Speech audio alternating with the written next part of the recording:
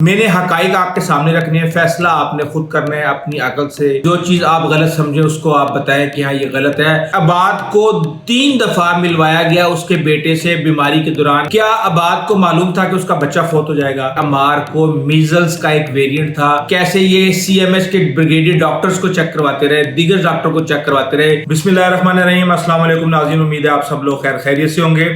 2-3 دن سے ایک ایشو چل رہا ہے عباد فاروق کے بیٹے کا، عمار کا۔ میں تھوڑا سا لیٹ ہو گیا ہوں اس ویڈیو کے اندر، لیکن میرے پاس کچھ ایسے ثبوت ہیں اور کچھ ایسی چیزیں ہیں جو سننے کے بعد یہ معاملہ آپ کے سامنے کلیئر ہو جائے گا۔ بیسیکلی خبر جتنی مرضی پرانی ہو، حقیقت یہ ہوتی ہے کہ آپ یہ دیکھیں کہ وہ پھیلا کون رہا ہے، اس سے کیا مقاصد حاصل کر رہا ہے اور اس کے اندر حقیقت کیا ہے۔ اور اگر انہی سورسز سے دوبارہ کوئی خبر اس طرح کی آئے تو آپ نے اس کو کس طریقے سے لینا ہے۔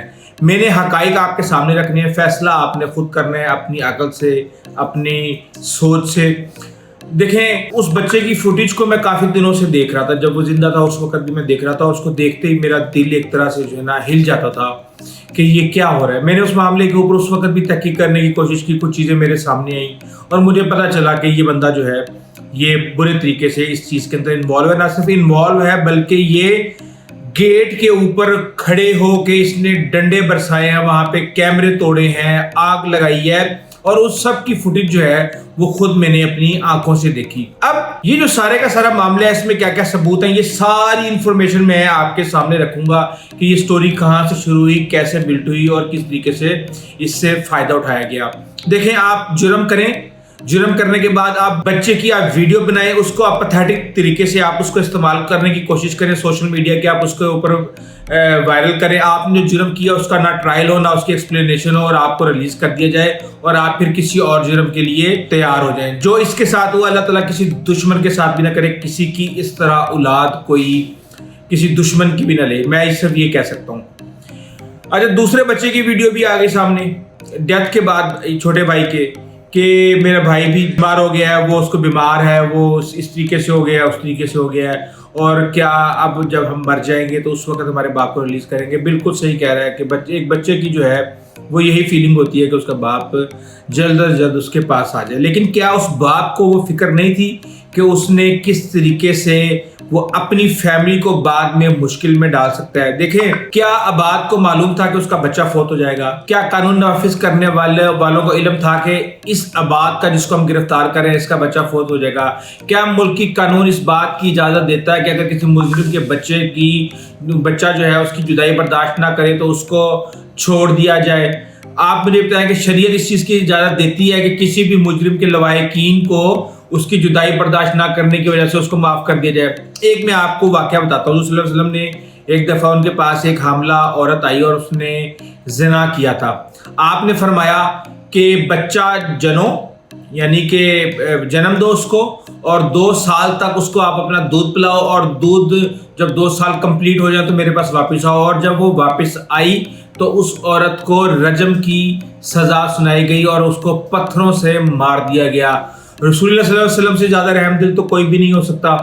تو لیکن انہوں نے قانون کی عملداری کو یقینی بنایا۔ ہمیں یہ چیز میک شور کرنی ہے کہ جو بھی لوگ ہمارے سیکیورٹی تنصیبات پہ، سیکیورٹی اداروں کے دفاتر پہ آپ زبان درازی کر رہے تھے، آپ ان کو ڈیفیم کر رہے تھے، آپ بہت کچھ ایسا کر رہے تھے، آپ کے اوپر ہاتھ نہیں ڈل رہا تھا، لیکن جب آپ کسی کے گھر میں گھس کے آپ اس کے اوپر حملہ کریں گے تو جو گھر میں بیٹھا ہوا ہے اس کو بعد میں کارروائی کی اجازت ہے۔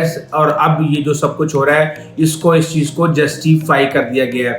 اب ضمیر جو ہے بیچنے سے یہ ان کا تحریک انصاف ہے۔ مجھے بیسیکلی عمران خان کی سیاست سے کوئی اختلاف نہیں ہے، لیکن مجھے سب سے زیادہ جو اختلاف ہے وہ اس کی سوشل میڈیا کمپین اور لوگوں کو ایک طرح سے غلط اور گمراہ کر کے اپنا فائدہ اٹھانا اور مائنڈز گیم کرنا، ڈوپامین لیول کے تھرو اسٹریٹجی بنا کے لوگوں کو اپنے شکنجے میں، اپنے جال کے اندر پھنسانا۔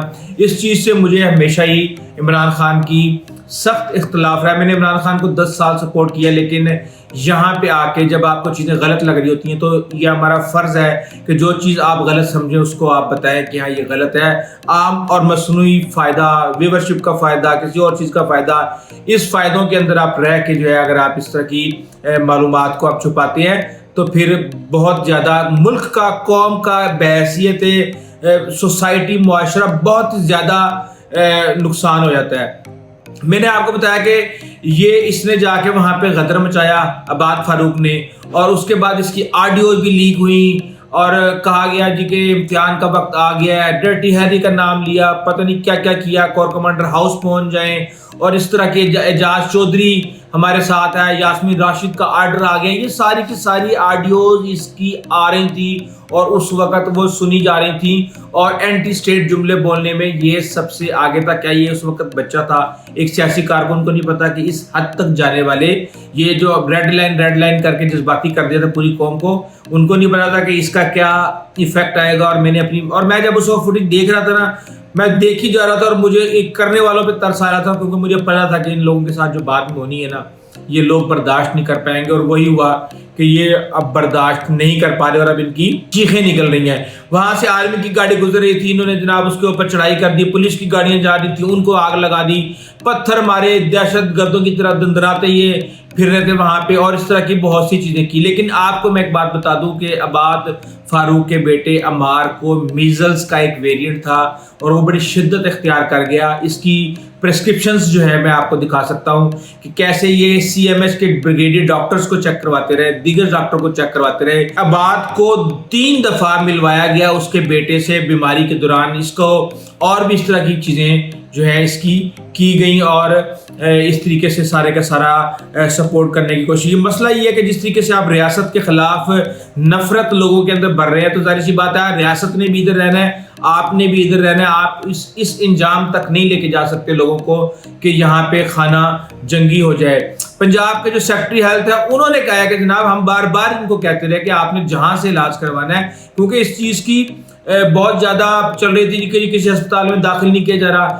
انہوں نے وہاں پہ بھی سیاست کرنے کی کوشش کی، بچہ ہسپتال میں داخل تھا، کبھی کوئی ولاگر آ رہا ہے، کبھی کوئی پارٹیکل بندے آ رہے ہیں، وہاں پہ فوٹیجز بنا رہے ہیں، شوٹ ہو رہی ہے، اس کے بعد پوری ہر جگہ پہ وائرل کیا جا رہا ہے۔ تو ہسپتال والے نے کہا کہ بھائی آپ ہمیں معاف کر دیں، آپ نے علاج نہیں کروانا، آپ نے اس طرح کی حرکتیں کرنی ہے تو آپ یہ کام نہ کریں۔ اور اس طرح وہاں پہ چیزیں خراب ہوئی، اور سیکٹری ہیلتھ نے بھی ان کو آفر کی کہ آپ نے جس ہسپتال کے اندر بھی علاج کروانا ہے، کیونکہ ہم یہاں پہ سارے انسان ہیں۔ یہاں پہ مجھے پتہ ہے معاشرے کے اندر بہت برائیاں ہیں، معاشرے کے اندر بہت زیادہ دوسرے پرابلمز ہیں، لیکن ہم پھر بھی کچھ ویلیوز ہیں اس سوسائٹی کے اندر، اس معاشرے کے اندر، ایون اس ریاست کے اندر۔ اور جب اس کا بچے کا انتقال ہوا تو اسی وقت جو ہے نا اس کے اوپر سیاست شروع ہو گئی۔ ایک بچہ میں دیکھتا تھا کہ وہ تڑپ رہا ہوتا تھا، اس کو دوائی دیتے ہوئے بھی کوئی بندہ فوٹیج بنا رہا تھا، مجھے بہت افسوس ہوتا تھا کہ یار یہ وہ لمحہ ہے، کون ہے جو اس تڑپتے ہوئے بچے کی، اپنے بچے کی کوئی فوٹیج بنا سکتا ہے، لیکن اس کو سیاسی مقاصد کے لیے استعمال کیا گیا۔ شاید اس کو کہا گیا کہ آپ یہ کام کر کے بھیجیں، ہم اس کو وائرل کرتے ہیں، اس سے پریشر بڑھے گا ریاست کے اوپر اور مقاصد حاصل ہو جائیں گے۔ لیکن بدقسمتی ہے کہ یہاں پہ ہم دیکھ رہے ہیں کہ 9 مئی کے جو جتنے بھی ملزمان ہیں ان کو جس طریقے سے ان کو ٹریٹ کیا جا رہا ہے، میں یہ سمجھتا ہوں کہ ہمیں اس قوم کے ہر مجرم کو اس طرح ٹریٹ کرنا چاہیے۔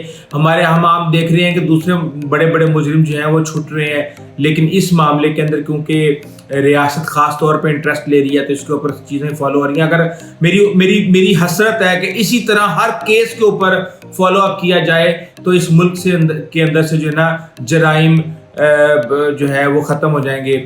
اس طریقے سے اس کے اوپر اور بھی کافی لوگوں نے، اقرار الحسن نے اس کے اوپر ویڈیو کی، انہوں نے کہا جی لاش کے اوپر سیاست ہو رہی ہے، اور بھی دیگر لوگوں نے کی۔ تو بات یہ ہے کہ ہمیں یہ بات سمجھنی چاہیے کہ لاشوں کے اوپر ہمیں سیاست بالکل بھی نہیں کرنی۔ یہ ریاست بھی ہماری ہے، یہ ملک بھی ہمارا ہے، یہ لوگ بھی ہمارے ہیں۔ ہمیں تلخیوں کو کم کرنا ہے، ہمیں چیزوں کو جو ہے اس طریقے سے ڈیل کرنا ہے کہ آپ نے سانپ بھی مر جائے اور لاٹھی بھی نہ ٹوٹے، اور یہ ملک اور اس ریاست کو کوئی نقصان نہ پہنچے، اور ریاست کو بھی اپنے طور پہ جو اس کی ذمہ داریاں ہیں انتہائی ایماندار طریقے سے پوری کرنی چاہیے۔ آج تک کے لیے اتنا ہی، آئندہ تک کے لیے اجازت دیجیے۔ اللہ حافظ۔